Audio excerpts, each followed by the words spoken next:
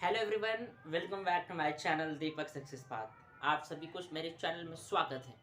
देखिए, सबसे पहले इस वीडियो में आज मैं ये बताने वाला हूँ कि जो ग्रुप डी का एग्ज़ाम हुआ था उसमें मेरा कितना मार्क्स आया है और मेरा ओवरऑल कितना रैंक है। क्योंकि मैंने रैंक मित्रा पर चेक किया है, जो वहाँ पर मैंने चेक किया, तो बताता हूँ कि मेरा शिफ्ट कौन सा था, मेरे कितने तारीख को एग्ज़ाम था और मेरे कितने मार्क्स बन रहे हैं। तो प्लीज़ अगर आप मेरे वीडियो में नए हैं तो प्लीज़ मेरे वीडियो को लाइक एंड सब्सक्राइब करें। आपके एक लाइक एंड सब्सक्राइब से बहुत ज़्यादा सपोर्ट मिलती है और ऐसे वीडियो बनाने का मन करता है। और अभी आपको पता भी है, जैसे 2025 का वैकेंसी आ गया है ग्रुप डी का, तो अभी फॉर्म नहीं फिल किया है। मैंने अभी चेक कर रहा था कि मेरे ओबीसी के अकॉर्डिंग कौन सा जोन में कितने कितने वैकेंसी है और कितने कितने फॉर्म फिल हुए हैं। तो मैं सारे चीज़ चेक किया हूँ, तो मैं अभी बताऊँगा। ठीक है, तो अगला आप लोग वीडियो में बने रहे और पूरा कंप्लीट वॉच कीजिए, तभी कुछ समझ में आएगा। ठीक है, स्टार्ट करते हैं। सबसे पहला मेरा जो ग्रुप डी का एग्जाम था 14 दिसंबर को था, सॉरी 14 दिसंबर को था। पटना में ही था, मेरे घर रूम के आसपास में ही था, ज़्यादा दूर सेंटर नहीं गया था। ये तो बहुत बढ़िया था। और इसको पता है कि इसका एग्ज़ाम जो है टीसीएस करवाती है, जो पहले एसएससी का करवाती थी। अब ये रेलवे का भी, पहले रेलवे का करवाती थी, अभी भी रेलवे का करवाती है, टीसीएस करवाती है। तो पेपर ओवरऑल बहुत बढ़िया था। तो मैंने जब चेक किया तो मेरा 67 सही हुआ था। 100 में से 67 मेरा सही हुआ था। ठीक है, जिसमें मेरा जो है बहुत अच्छा साइंस और रीजनिंग गया है। मैथ्स में थोड़ा सा मुश्किल, अगर मैथ्स में थोड़ा और क्वेश्चन मेरा सही होता तो और कॉन्फिडेंस होता, 70 ऊपर हो जाता। लेकिन इस बार मैथ्स में जो मेरे से गलतियां हुई, मैं उस गलतियों को दोहराऊंगा नहीं। मैं मैथ्स अब अच्छे से पढ़ रहा हूँ, अच्छे से रिवाइज कर रहा हूँ। मैथ्स मैंने क्या किया था, मुझे लगा था कि मैं सीजीएल लेवल का पढ़ा हूँ, मैं अच्छे से कॉन्फिडेंस कर लूँगा, और वहीं पे कॉन्फिडेंस मेरा गिर गया। और वहाँ पर मुझसे क्वेश्चन मैंने अटेम्प्ट सही किया था, लेकिन मेरा जो है माइनर मिस्टेक के कारण मेरा गलती हो गया। तो लेकिन साइंस में बहुत अच्छा गया है। रीजनिंग में मैंने साइंस में 25 अटैम्प्ट किया था, 25 में 25 अटैम्प्ट किया था, मेरा 23 सही गया।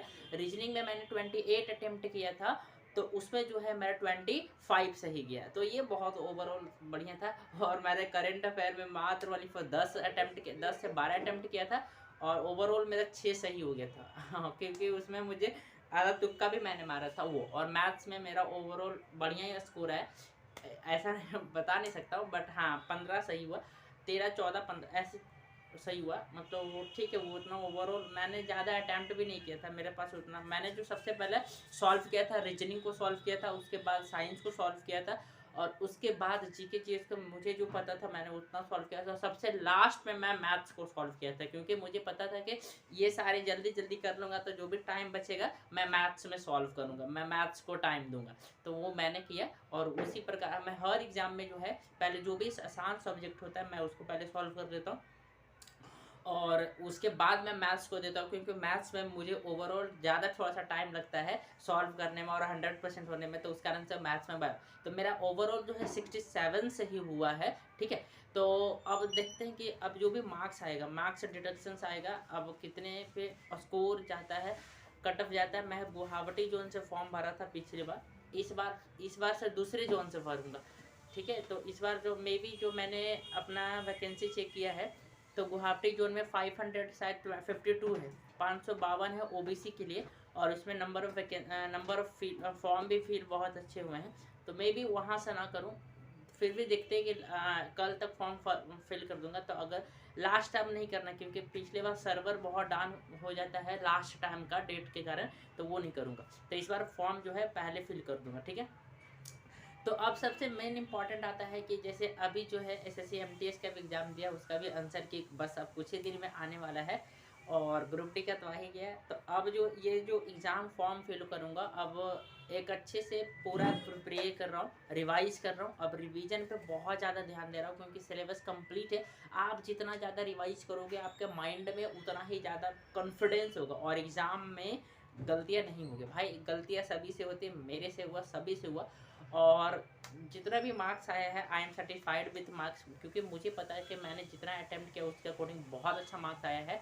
और मैंने जब रैंक की तरह में चेक किया तो मेरा जो है जो शिफ्ट था 14 तारीख को, उसमें 8वां सबसे हार्डेस्ट शिफ्ट बता रहा है अभी तक में। तो अभी देखिए नॉर्मलाइज भी होना चाहिए, और देखते हैं क्या होता है। अभी तो वेट कर रहे हैं फाइनल जो आरआरबी का जो रिजल्ट आता है उसका वेट कर रहे हैं। फिर उसके बाद फिजिकल्स होता है, उसके बाद इस पर मेडिकल होता है और ऐसे तो ये तो सबसे मैंने ये मेरा वीडियो का इस वीडियो का ये पर्पस है कि अभी जो ग्रुप डी आया है उसमें लगना है, और अभी जो सीजीएल का इस बार जो देने वाला हूँ उसमें लगना है। तो बोलोगे एक ही बार में दो एग्जाम कैसे करना है, मैं बताता हूँ। देखो एक ही बार में दो एग्जाम इस कारण से मैं टारगेट कर रहा हूँ क्योंकि आपको पता है कि सीजीएल बहुत बड़ा एग्जामिनेशन है, 2 टीयर में उसका एग्जामिनेशन होता है। लेकिन ग्रुप डी जो है एक ही में एग्जामिनेशन होता है, और वो थोड़ा सा सीजीएल से बहुत ही कम है भाई। सीजीएल ग्रेजुएशन लेवल का, ये 10th लेवल का, तो कम तो है।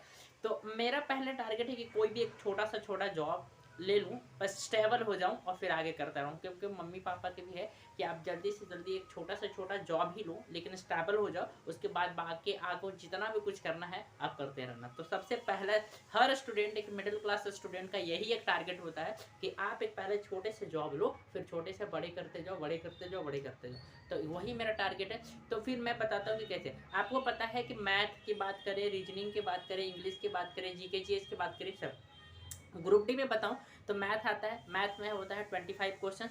तो जो मैथ मतलब चैप्टर तो सब सेम है, चैप्टर आपको सेम। अगर आप सीजीएल लेवल के पढ़ लोगे तो वहाँ से यहाँ बहुत आसान है, क्योंकि वहाँ का लेवल बहुत ही ज़्यादा रहता है, ग्रेजुएशन से बेस रहता है, तो वहाँ का लेवल बहुत अच्छा रहता है, और यहाँ का लेवल उससे थोड़ा सा कम रहता है, ठीक है।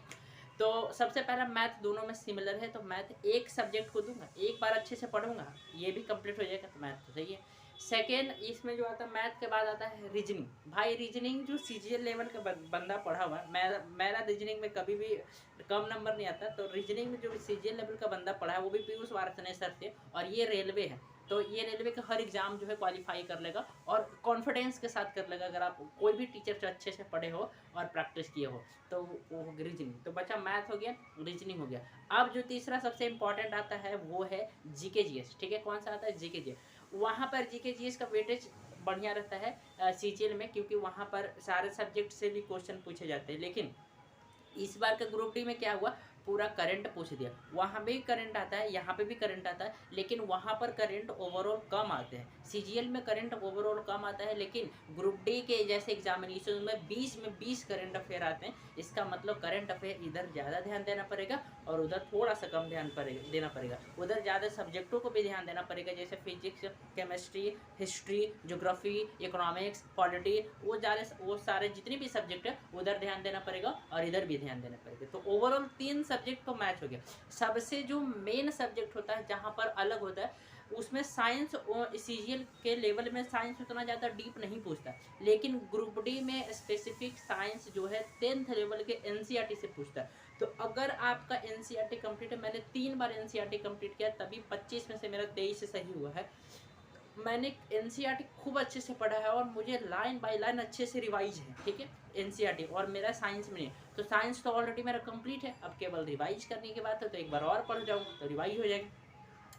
वहाँ जो सबसे मेन इंपॉर्टेंट सीजीएल और यहाँ पे जो लेवल आता है एसएससी एग्जामिनेशन और ग्रुप डी के एग्जामिनेशन में लेवल आता है, वो सबसे मोस्ट इंपॉर्टेंट लेवल आता है इंग्लिश का।